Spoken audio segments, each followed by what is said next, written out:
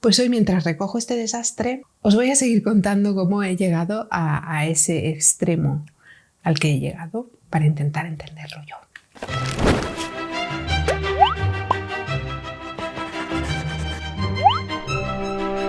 Hola a todas, ¿qué tal? Hoy voy a seguir con esa historia horrible que me ha llevado al punto en el que estoy ahora. No sé por dónde me quedé, creo que me quedé por haber terminado en la primera academia en la que hice un curso de fotografía y esa sensación de haberme quedado huérfana y seguir necesitando el apoyo de algún tipo y haber acabado metida en el infierno. Ahí también colaboró una cosa que fue la subida de las tasas universitarias del señor Mariano Rajoy. ¿Por qué? Pues porque, bueno, yo estaba ya, me quedaba hacer el último curso de la carrera y el último curso de la carrera tenía una asignatura que solo esa asignatura me costaba más de 1.000 euros. ¿Por qué? Pues porque era una asignatura que tenía...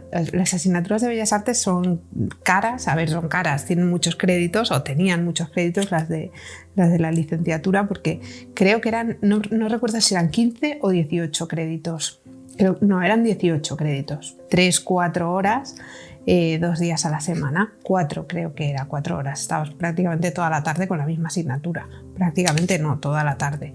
Sí que había asignaturas más pequeñas, que eran historia del arte y alguna cosa así, o alguna asignatura semestral, pero las troncales y las asignaturas anuales creo que eran de 18 créditos, si no recuerdo mal. Entonces, esa asignatura que a mí me quedaba hacer, que era la asignatura de proyecto, que era de quinto, me quedaba esa, me quedaba historia del arte de cuarto y algunas optativas, porque yo había hecho una cosa un poco que no debía haber hecho, que es coger más asignaturas se llamaban entonces de segundo ciclo, optativas de segundo ciclo, y entonces necesitaba más créditos de primer ciclo, que no me gustaban nada, pero bueno.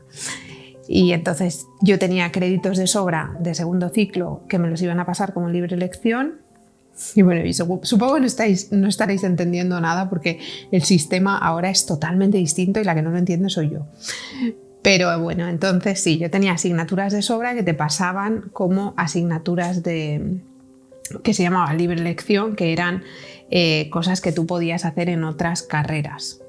Que en Bellas Artes pues al final acabábamos haciendo más optativas de las que tocaba, y en otras carreras se venían a Bellas Artes, ¿no? Teníamos compañeros de arquitectura y cosas así, porque creo que hace años sí que se podían elegir asignaturas de arte dramático, pero luego llegó un punto en el que creo que no, pero no lo sé porque yo tenía asignaturas de sobra. Entonces me faltaba eso, y cuando me fui a hacer la matrícula ese año, que fue el año 2012, y metí la asignatura de proyecto, que era del doble, no sé si era del doble o del triple de créditos de una asignatura normal, que ya era bastante gorda de por sí, pues fue horrible, ¿no? Mi matrícula básicamente llegaba a los 2.000 euros de ese año. Entonces pues era algo que no podía hacer, porque además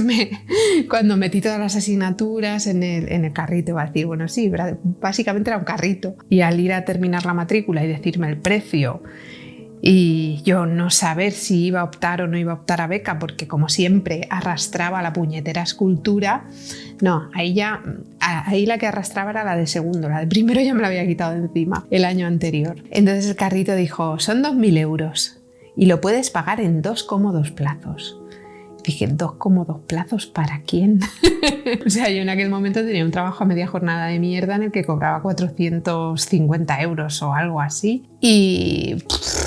O sea, 2 cómodos plazos, cómodos no eran. Entonces, pues estuve haciendo cálculos y era imposible. Es que era imposible pagar esos 2.000 euros de matrícula. No podía, en la situación en la que yo estaba en aquel momento, no era posible si no era con la beca. La beca no sabía seguro si me la iban a dar, si me iba a encontrar con un pago de 2.000 euros a final de año, no lo sabía. Así que decidí entrar en el infierno. ¿Por qué? Pues porque el infierno te daba, al final también eran bastante pasta porque eran 160 euros al mes durante 10 meses, esos son 1.600 euros más la matrícula que eran 660.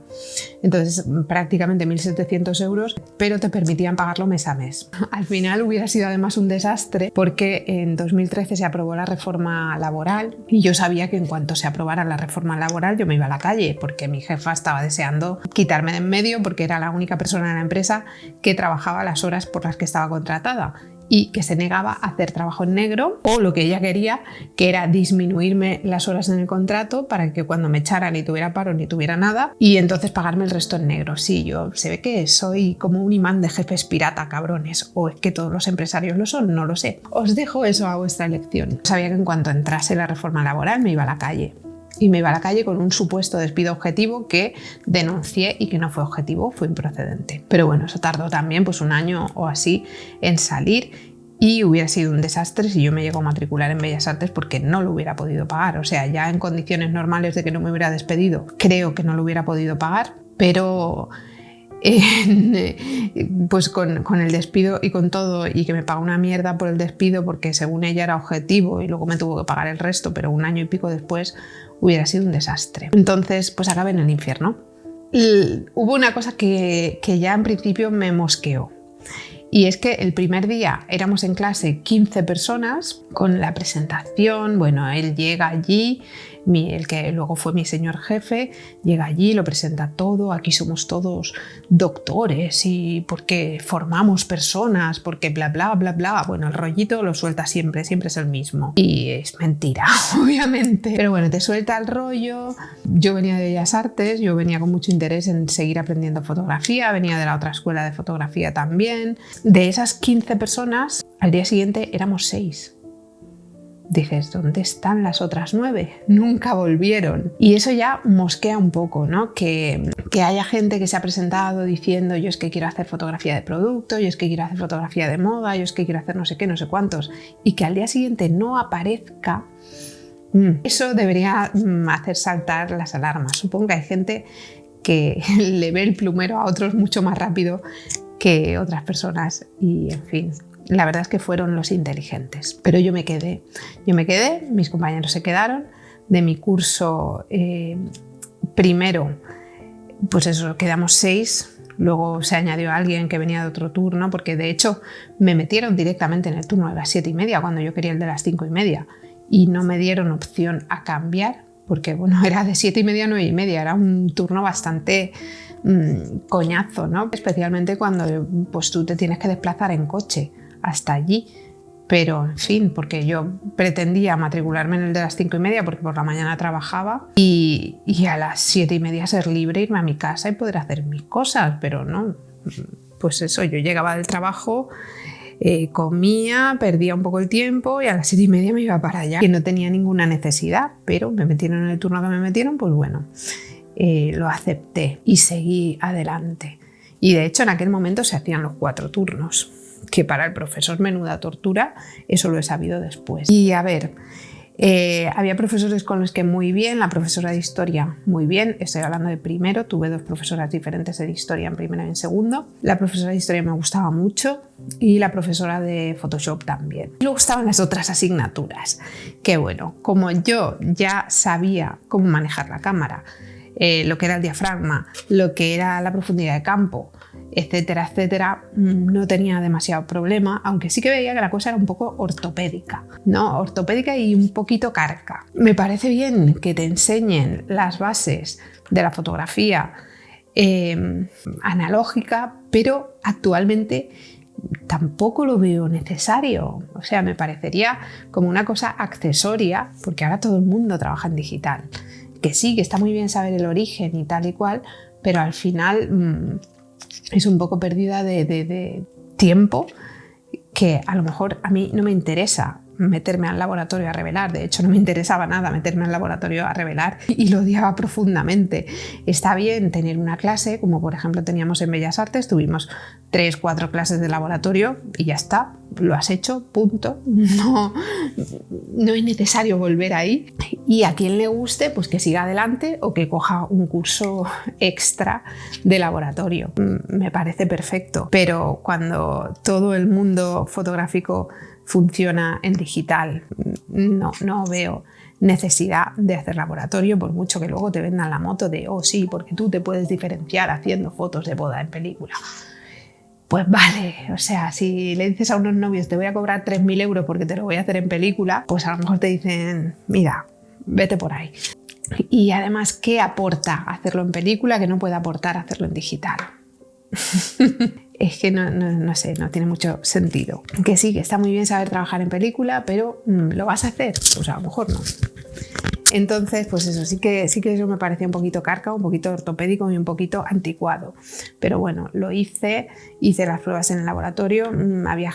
Hay gente todos los años a las que le hace un montón de ilusión, les gusta mucho, se enganchan al laboratorio y les encanta, no es mi caso. Y bueno, a mí el laboratorio más bien me horroriza, huele mal, no me gusta tocar los químicos, manchan, no. Y además, pues las condiciones higiénicas tampoco es que fueran las más adecuadas. Lo único que entonces no nos teníamos que comprar nuestro propio papel, era de allí. Entonces lo gastábamos de allí, gastábamos la película de allí y ya está, ¿no? Después eso cambió. Después era más rentable que los alumnos se compraran su propio papel que no iban a usar en la vida. Pero bueno, pues hice la parte del laboratorio y ya no quise saber nada más del laboratorio. Sí que es cierto que a veces nos sentíamos humillados. Yo tiendo a pensar que mi trabajo es una mierda siempre. Entonces, pues bueno, si hacíamos un visionado de una práctica y mi trabajo decía que era una mierda, pues yo lo tenía tan asumido que me daba un poco igual. Pero es verdad que había gente que salía de allí llorando, especialmente en las clases de estudio, que además fueron una mierda. Las clases de estudio fueron una mierda que no sirvieron para nada, sinceramente. No, yo a día de hoy sigo sin saber usar el flash de estudio, sigo sin saber usar el fotómetro, tampoco me interesa, pero bueno, y el flash de estudio, pues como no tengo, pues no es tan difícil usar el flash de estudio, pero bueno, como decir soy súper profesional con los flashes de estudio, yo no lo puedo decir, a pesar de haber pagado 2 años de estudios en fotografía. No puedo decirlo. Entonces, esas clases fueron lamentables, fueron como una improvisación y un humillar a alumnos porque no sabían poner no sé qué y no sé cuántos. Yo ya había tenido clases de iluminación con otro profesor en la otra escuela, de hecho lo habíamos hecho con el flash de mano y entonces entendía ciertas cosas del uso del flash de mano que se pueden aplicar al uso del flash de estudio porque básicamente son lo mismo. Entonces, bueno, pues por ese lado salí ganando y no tuve muchas humillaciones, pero sí que presenciabas algunas cosas que además es que no podías intervenir, ¿no? Porque era muy violento y sé que gente que me sigue, que ha estado en el mismo sitio que yo y que incluso hemos compartido clase o hemos compartido, porque yo he sido profesora de ellos, sé que me van a entender ese momento de que todo el mundo se queda mirándose así como diciendo ¿qué está haciendo este tío? Pero nadie es capaz de intervenir y frenarlo. Y de hecho creo que casi es mejor no frenarlo vista la experiencia después con él. Casi es mejor no frenarlo. Porque cuando le paras los pies es cuando empieza la tortura. Así que pues toda esa fue todo muy incómodo, ¿no? Y yo en primero me esforcé un montón porque, claro, y luego me esforcé el triple porque de primera a segunda hay una beca y yo la quería.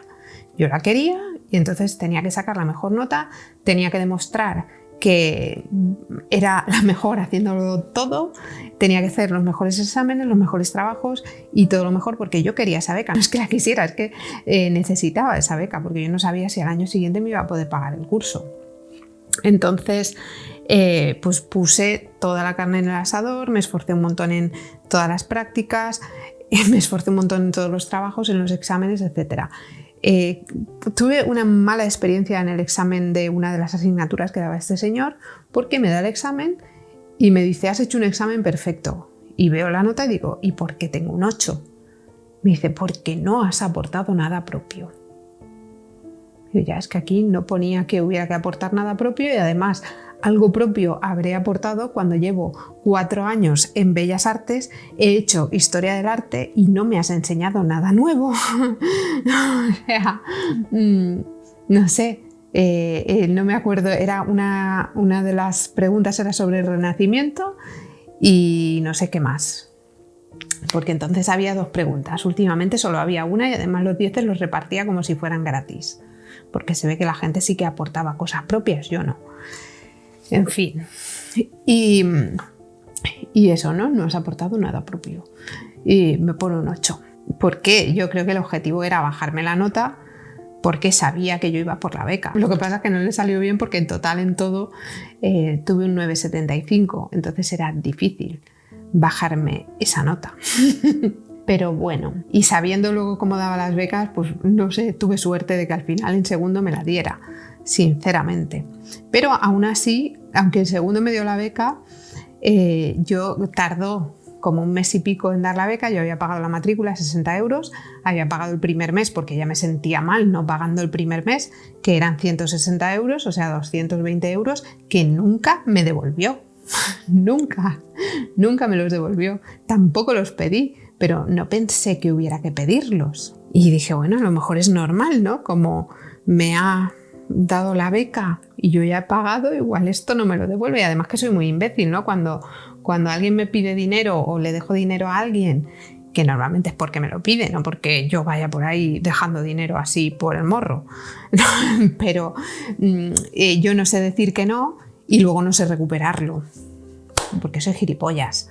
Pero bueno, eso es otro tema. Entonces, pues tenía claro que no se lo iba a pedir. No le iba a pedir los 220 euros que eran míos y que además en aquel momento ya me había despedido la otra jefa y yo estaba cobrando el paro. Y todo lo que cobraba del paro prácticamente se iba a pagar, se iba a ir a pagar los meses del curso si no me hubiera dado la beca. Entonces, en fin, no sé, se quedó con mis 220 euros por el morro, pero bueno, ya sabemos cómo es y ya sabemos que le gusta mucho quedarse el dinero ajeno. Entonces, nunca me los devolvió, nunca. Y luego además detalles horribles como aquel año. O sea, yo no podía ir a cenas, eso no lo podía hacer, no podía ir a cenas, no podía ir a ningún tipo de evento porque yo no podía gastarme un duro. O sea, yo estaba, tanto cuando estaba trabajando como cuando ya no, todo lo que tenía lo invertía en terminar la formación. Y no podía gastarme dinero porque además mi situación era muy complicada. Entonces estábamos haciendo, tanto yo como mi familia, un gran sacrificio para que yo estuviera allí, en aquel infierno. Y entonces todos los años se hacía un décimo de lotería y aquel año, el año que yo ya estaba en paro, tocó la devolución. Tocó la devolución y algo de la terminación. Total, que por cada décimo eran 100 euros. Y me tocaron esos 100 euros, que por cierto no los cobramos hasta febrero, y en la cena de Navidad, y ese día era la cena de Navidad, y me dice, ¿cómo no te vienes si te acaban de tocar 100 euros? Bueno, ¿y a ti qué te importa? porque encima es que te echaba broncas absurdas, ¿no?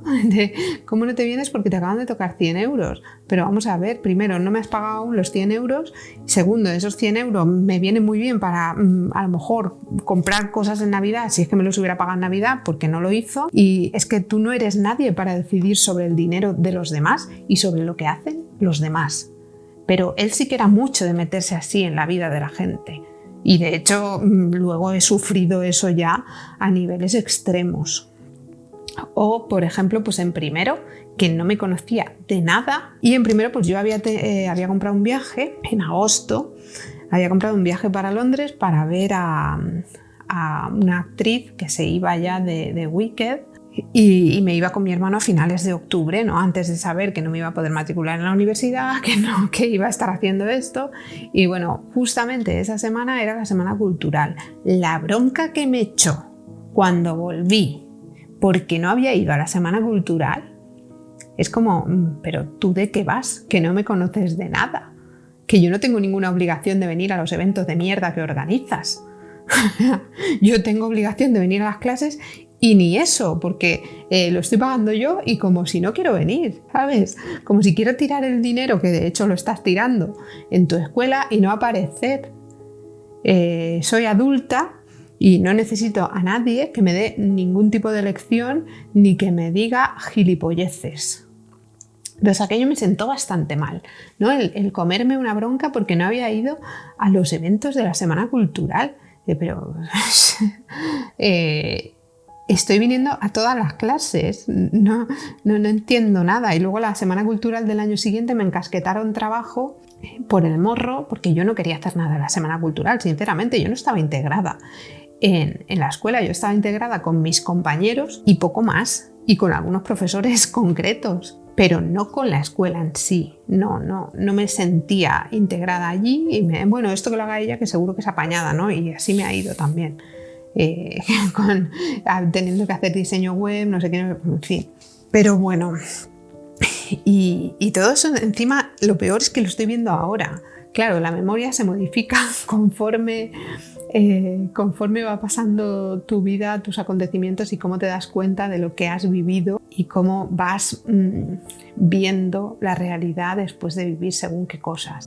Y aunque yo en aquel momento, pues ahora pienso que era una empanada, que no me enteraba de nada, porque sí, había cosas que me sentaban mal, como por ejemplo pues lo del día de la cena de Navidad, que viniera a darme lecciones de que tenía que ir a la cena porque había ganado 100 euros.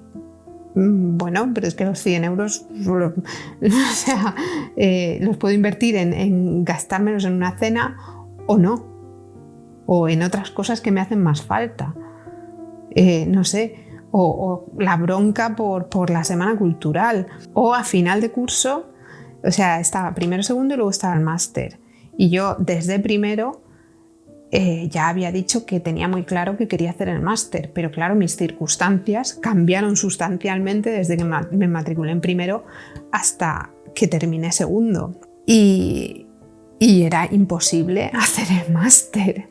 O sea, no era posible, y menos cuando aquel año tenían muy claro que se iban a ir de viaje a Estados Unidos y no sé qué, no sé cuántos, total, 4.000 euros más lo que costaba el máster. Ups. Y dije, a ver, no puedo. Es que no puedo hacer esto. Y entonces me cogió por banda y me empezó a comer la cabeza, porque yo ya había comprado incluso los billetes porque me iba a Londres, iba a trabajar allí, porque aquí era imposible trabajar. En aquel momento, estamos hablando del año 2014, y era imposible, es que era imposible. Entonces yo me iba con un amigo, y de hecho me fui, y me coge por banda. ¿Qué te vas a ir? ¿A Londres a trabajar de camarera?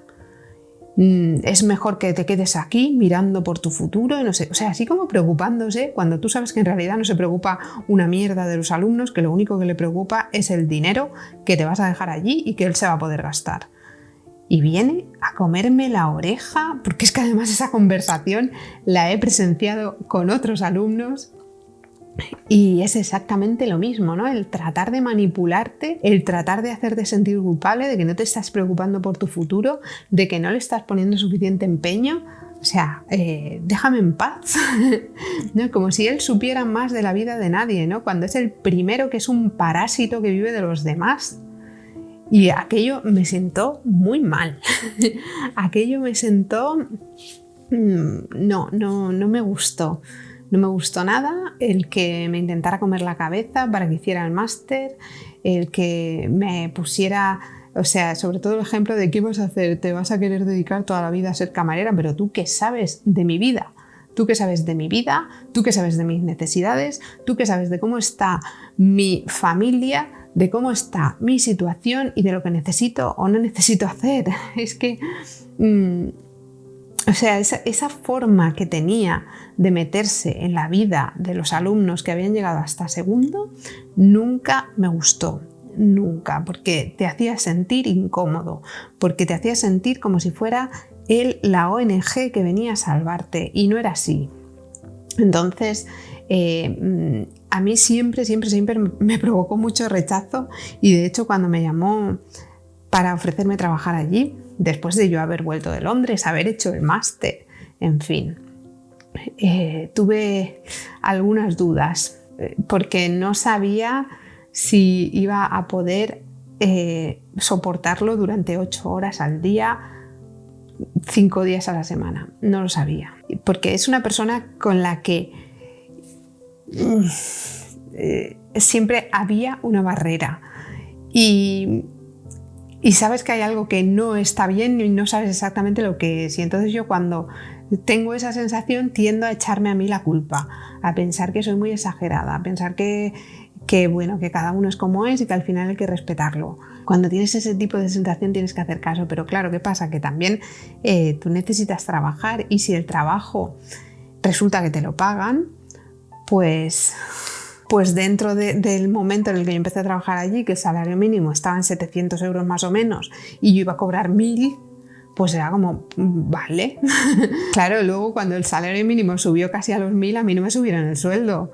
Y de hecho estoy convencida de que últimamente cobraba por debajo del salario mínimo, estoy convencida, pero en fin, como no lo cobraba, pues no lo sé, y como tampoco daba las nóminas, pues tampoco lo sé. Pero en aquel momento pues ya había vuelto de Londres, aquí había estado trabajando 7 meses en un colegio a las 5 de la mañana, y en fin, pues eso, ¿no? Que en aquel trabajo tampoco estaba mal, pero claro, eran contratos temporales, y solo te quedaba esperar a que te llamaran para el siguiente contrato temporal, y me ofrecen esto de todo el curso en un sitio que además conocía, y que además entonces estaba convencida de que había ejercido una buena influencia en mi vida. ¿Qué voy a decir? ¿Cómo iba a decir que no? Es que no era posible, claro. Luego te das cuenta de toda la manipulación que ha habido detrás, de todo el engaño, de toda la mentira, de que has vivido una mentira durante 10 años, y eso es súper duro. Es muy difícil. Bueno, 10 que ya son 12.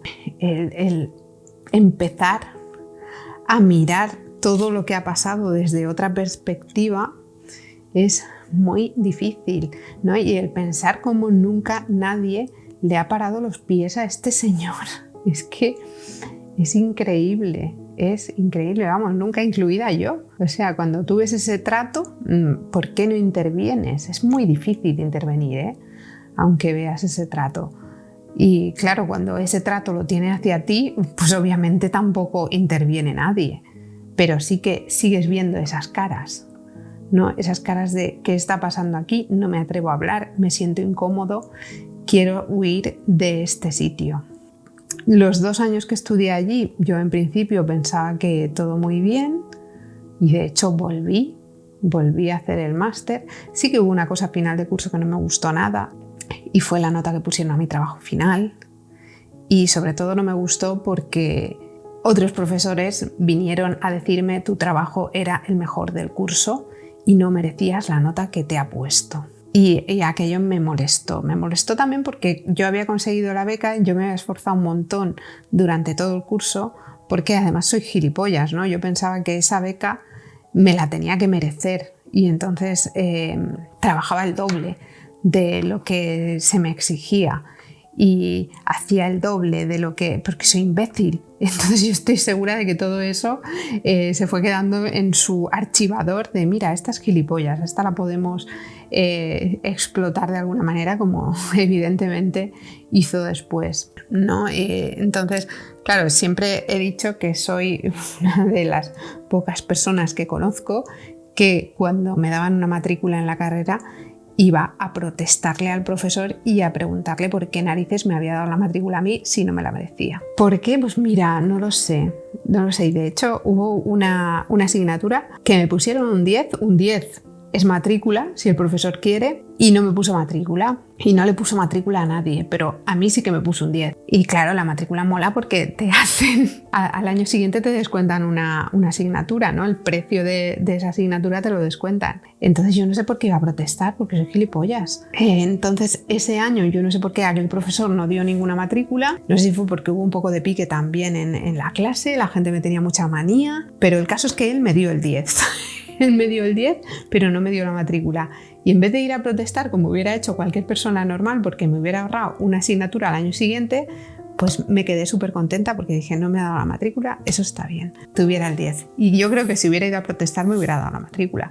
Pero bueno, que también pienso que no me la dio por aquello, ¿no? Por el pique que había de que la gente en aquella clase me llevaba enfilada porque mis trabajos eran mejores que los suyos, no era por otra cosa. Y entonces pues tenían como una fijación que no era normal, ¿no? Es que te ha dado la mejor nota de este trabajo porque no sé qué y no sé cuánto, pero que no sé qué y no sé cuánto, y yo no conozco a este hombre de nada. Pues me la estará dando porque el trabajo estará bien hecho, que al final también son criterios de los profesores, y no me dio la matrícula. Pero eso me evitó ir al despacho a quejarme porque me había dado una matrícula. Así que también pues no estuvo mal. Y yo creo que esas cosas se ven, ¿no? Que tengo un gran fallo, y es que soy demasiado transparente.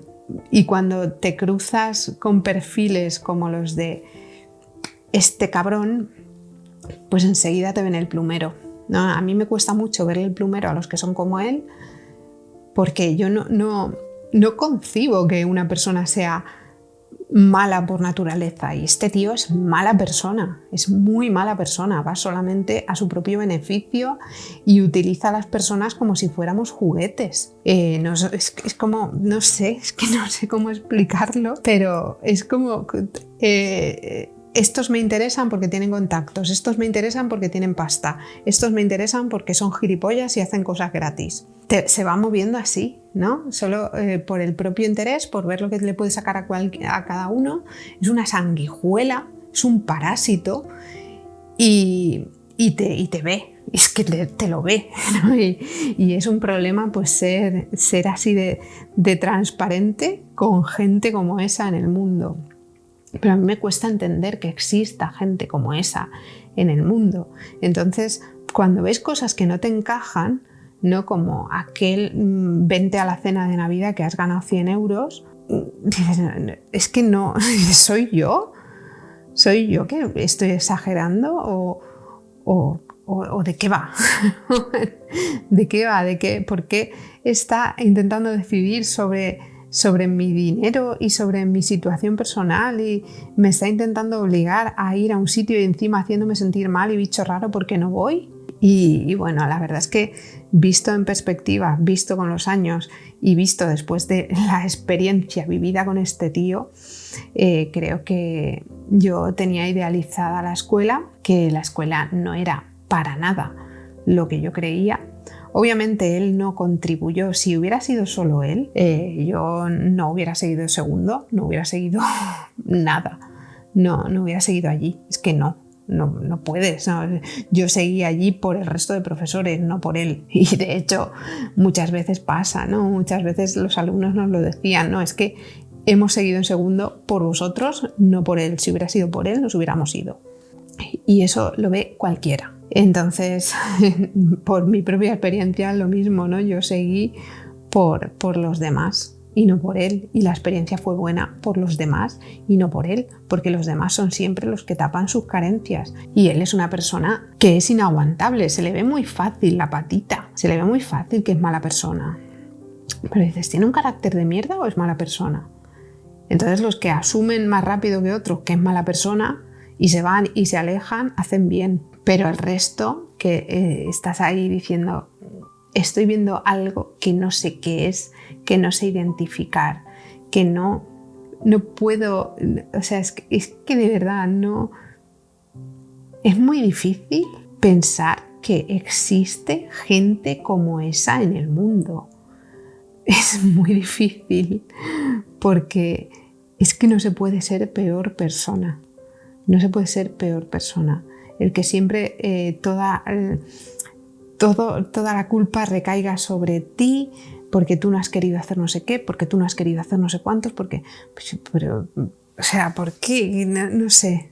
Entonces me hubiera gustado estar más despierta o me gustaría ser capaz de identificar antes este tipo de gente. Y no sé, es que ahora vivo con miedo de cruzarme con otro igual o con otra y no ser capaz de identificarlo hasta que no pasen otros 10 años. Vivo con miedo a eso y el miedo a eso se traduce en no salir de casa, en no querer conocer gente nueva.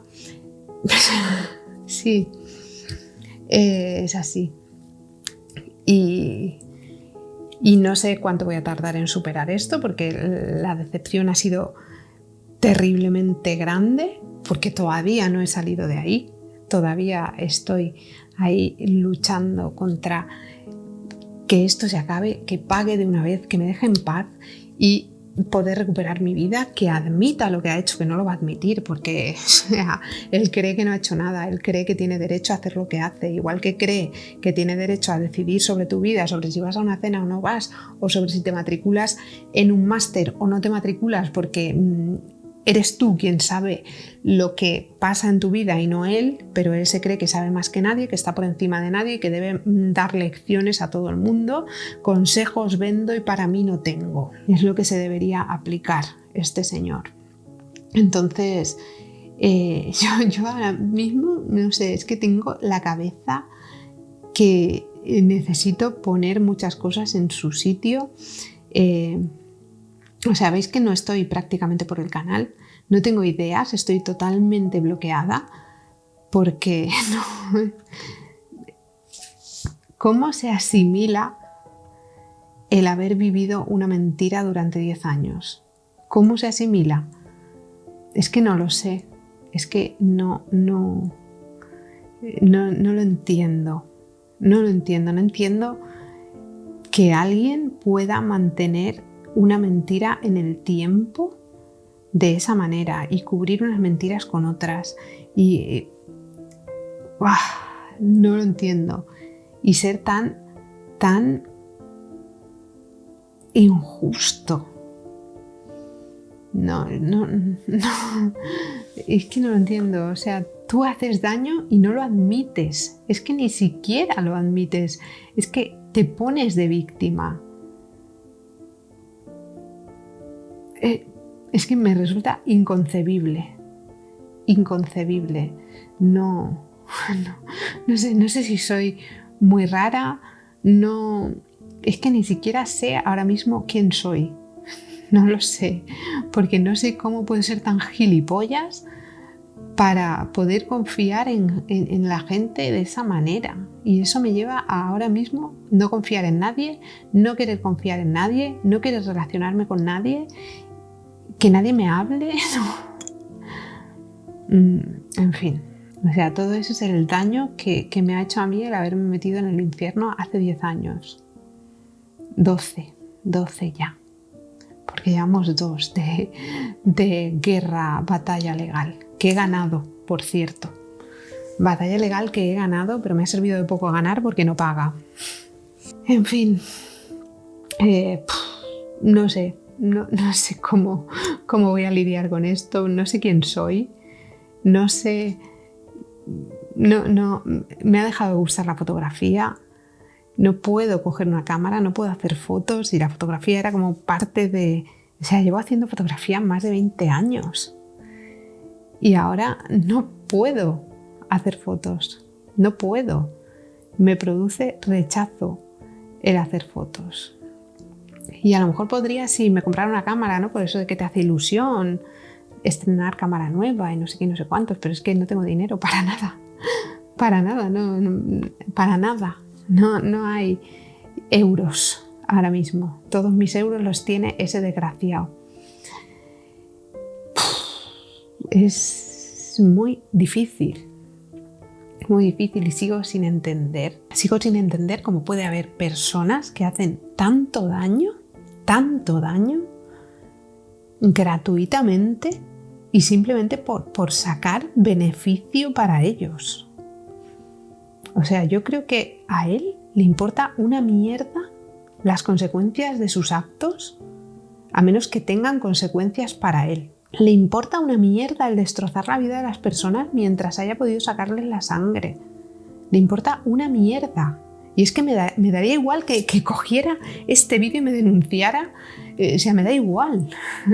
Lo que yo digo es la verdad. Lo que tú dices es una mentira detrás de otra.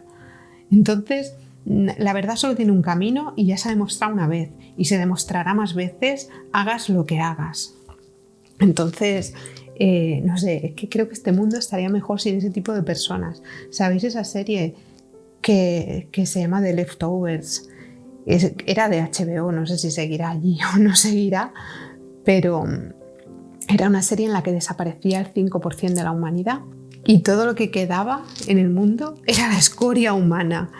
La verdad es que esa serie se alinea bastante con mis pensamientos, ¿no?